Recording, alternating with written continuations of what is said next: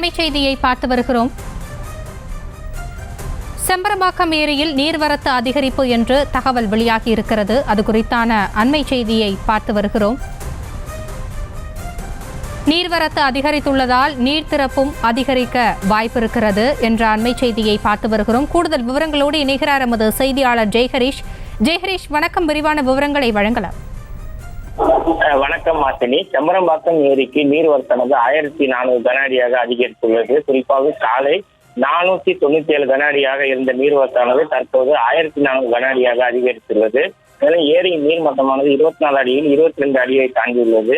செம்பரம்பாக்கம் ஏரி மொத்த கொள்ளளவான 3645 மில்லியன் கன அடியில் தற்போது 3159 மில்லியன் கன அடியாகவும், நீர்மட்டம் மொத்த கொள்ளளவான 24 அடியில் 22.15 அடியாகவும் உள்ளது.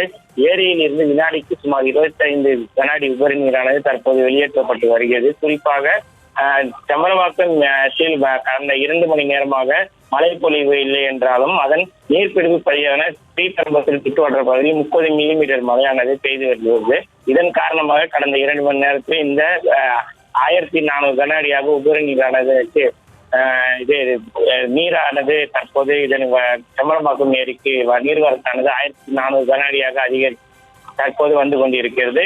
நீர்வரத்து தொடர்ந்து அதிகரித்தால் மட்டுமே நீர் வெளியேற்றமானது உபரி நீர் வெளியேற்றமானது அதிகரிக்கப்படும் என அதிகாரிகள் தகவல் தெரிவித்து குறிப்பிடத்தக்கது. செய்திகளை உடனுக்குடனும் துல்லியமாகவும் தெரிந்து கொள்ள சப்ஸ்கிரைப் பண்ணுங்க.